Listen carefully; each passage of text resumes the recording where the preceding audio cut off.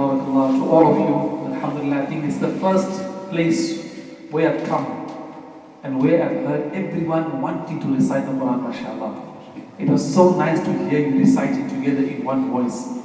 May Allah Azza wa Jal bless you and bless this community. And really, I've come here and I have no regrets coming here. And I feel so good to come here. I love going to these small little musallas or these small masajids. And I'll tell you why. You see, sometimes the sincerity, the love, the muhabba we find in these small little community centers is something that cannot be described. It reminds me of Masjid al-Nabawi. When Nabi sallallahu alaihi wasallam started Masjid al-Nabawi, it was, what was it? Mud walls, sand floors, palm tree leaf roof, and from there the deeds spread to the four corners of the world. So sometimes it's the souls and the people who really make the place. And subhanAllah, I feel that with you. Alhamdulillah, coming back with our topic with regards to the Quran al-Kareem. You know, when we look at our deen, when we look at the Quran al-Kareem, Allah Azza wa Jal has left the playing field completely equal. It's completely equal. It does not matter what ethnicity you may be, what race you may be, what's the color of your skin, which village you came from, which country you came from, what is your background. When it comes to the Quran, when it comes to deen, when it comes to taqwa, it's completely up to us how far we want to go, how much ibadah we want to make, how much we want to please Allah, how much of the sunnah we want to bring into our lives. With regards to our deen, you can come from the poorest of background, but you have the opportunity and you have the chance to become the closest to Allah. Subhanallah, myself and Sheikh Saleh, last week we were in Tanzania. Actually 1 week ago, last week Sunday, we attended a competition. What a competition. Over 100,000 people came to this Quran competition. And what stood out for me in this Quran competition is that all the students who won position 1, 2, 3 and 4, they were not Arabic speaking students. They were all non-Arabic speaking students who won this Quran competition. And I began to reflect, I began to introspect, and I said, subhanallah, even when it comes to the Quran, the effort that you put into the Quran, Allah will reward you for that effort. Here is proof. People who don't speak the Arabic language, look at how they've mastered the Quran. Look at how they've memorized the Quran. Look at the tajweed of the Quran. And they're not Arabic speaking. But it is because of the effort that those children have put into the Quran, Allah gave them reward of the Quran. Similarly, when it comes to our taqwa, when it comes to our piety, when it comes to our doing good deeds, it does not depend on who you are. It does not depend on the status that you come in from the community. It does not depend on the color of your skin. It will not depend on your ethnicity. It depends all about your heart and how much you want to come closer to Allah. And that is the beauty of Islam. That is the beauty of our deen of Islam. That a person, he will be rewarded purely by his effort and nothing else.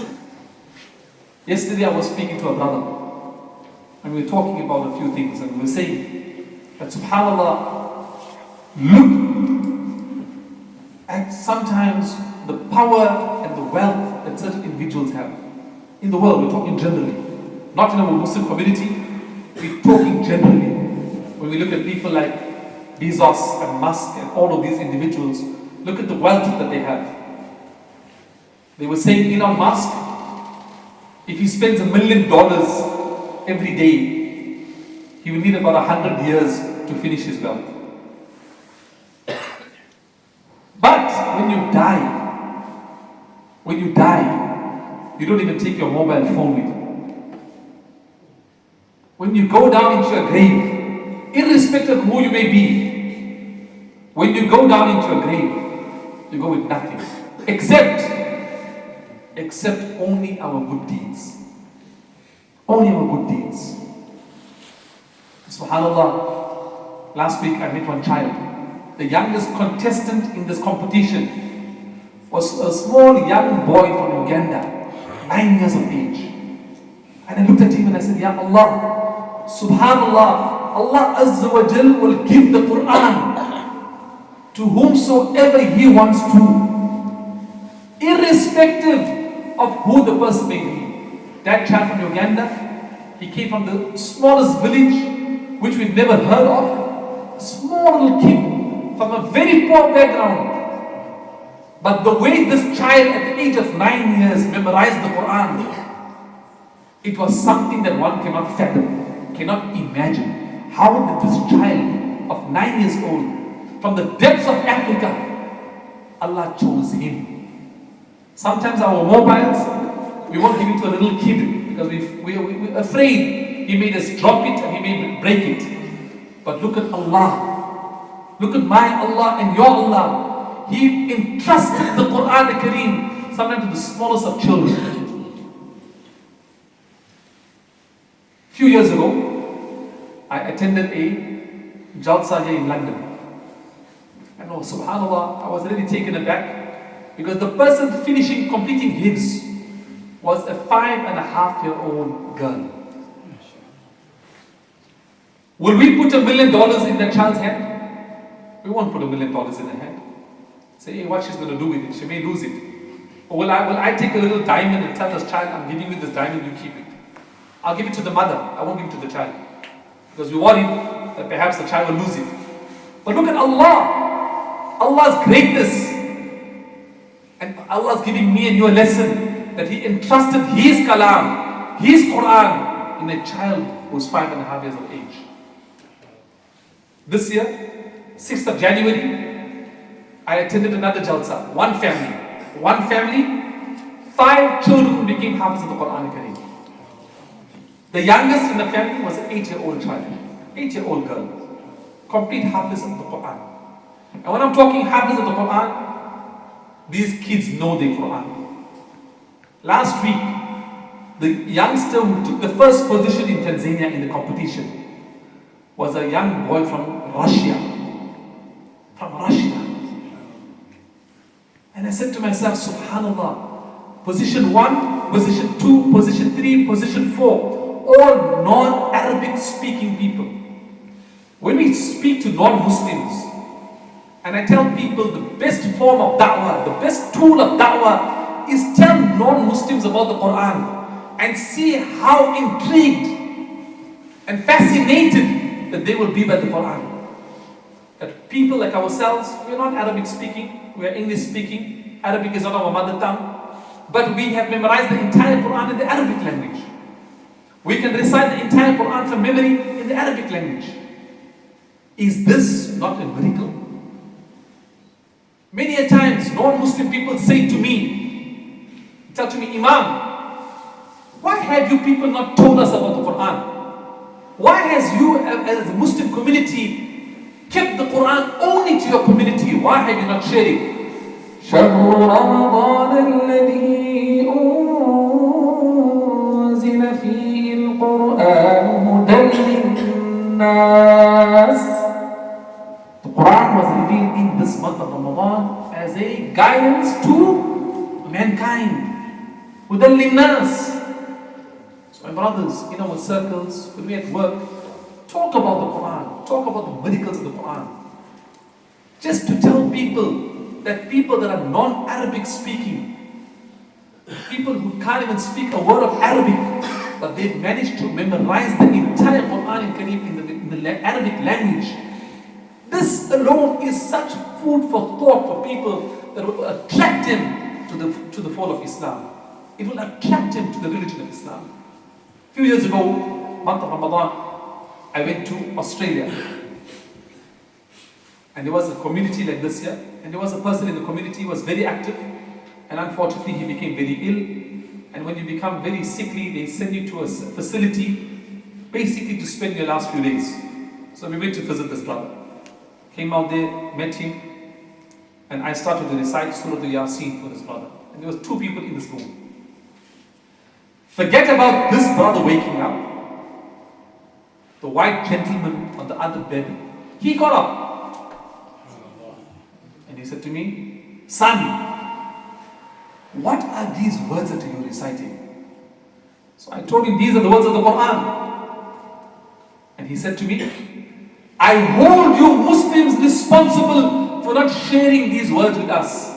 Why is it so that I had to wait till this age, the ripe old age of 88, when I'm on my deathbed to hear these words? Why have you as a Muslim community never shared these words with us?" What answer do I give the man? What answer do I give him? That's why, my beloved brothers, whether you're Hafiz of Quran or not, whether you can recite the Quran or not, whether you can read the Quran or not, every one of us, we have an equal collective responsibility to promote, propagate and preserve the Quran. I met one brother last week in Tanzania. He said to me, "My entire life, my desire was I wanted to become Hafiz of Quran. But unfortunately, there were family commitments and I could not go to the madrasa to recite the Quran. But he said, I made it my life mission that I would serve the people of the Quran." And today this brother, he's not Hafiz of the Quran. In fact, he struggles to read the Quran. But the khidmah he makes of Ahlul Quran, that Allah Azza wa Jalla accepts him to go to different parts of the world with the people of the Quran. So what's my message? Every one of us, we can do something for the Quran. Irrespective of our race, our creed, our culture, geographical boundary, or ethnicity. Every one of us has an equal opportunity to connect to the Quran. So my beloved brothers, there's a few minutes left now for the iftar, and I thought perhaps maybe we'll come together and we'll make dua. But my last message to all of you, as an ummah, together we are stronger. And there hasn't been a point in time ever that where we need to have unity and where we need to come together. You know, even in families today, there's no unity. Even in families today, there's no unity. Father and son don't speak. Ask me how many times we are making a ghusl of a janazah. That side is one brother, this side is one brother. They're making the ghusl of their father. Father has died. Forget about, don't speak to one another. They want to beat one another up. This is happening. It's happening in our community. Father is dead. He's lying there. We're busy with the ghusl. Forget about not talking to one another. They want to beat one another up. So I say, and this is the common problem we are seeing across the Muslim communities in the world. We don't have unity. Forget about unity in the community. We don't have unity in families. So whilst I was on the way here, I was chatting to somebody. They were having a family issue. I was chatting to them on WhatsApp. They're saying, no, we don't want those people to come to our home. So I'm saying to them, it's the month of the Quran, it's the month of Ramadan, it's a month when our hearts are soft. Forgive and forget. And remember this, when you forgive somebody, do it for Allah. Even if you want to help somebody in today's zamana, in today's time you want to help somebody, say to yourself, I'm doing this for Allah. Because tomorrow you'll turn around and say, I helped that man, but he couldn't even say thank you.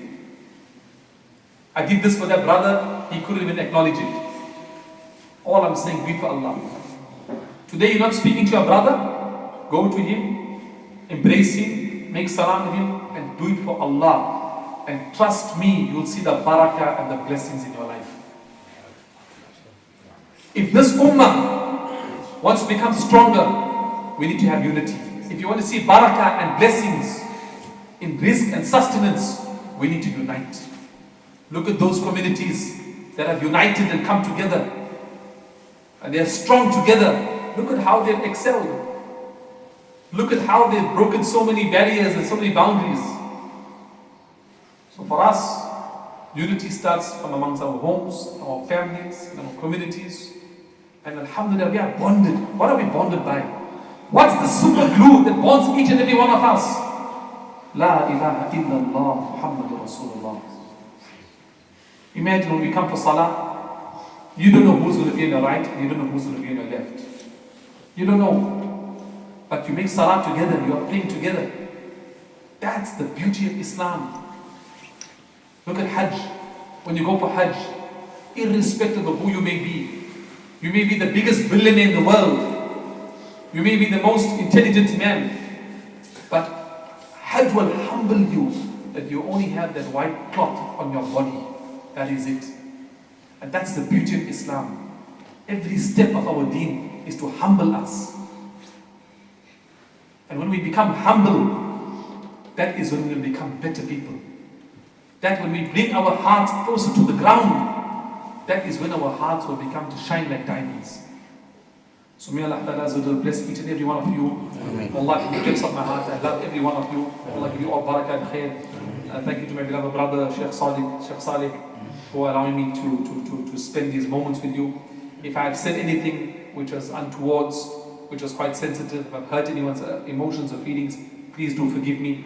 And I humbly ask of you that we make dua for the ummah, inshallah.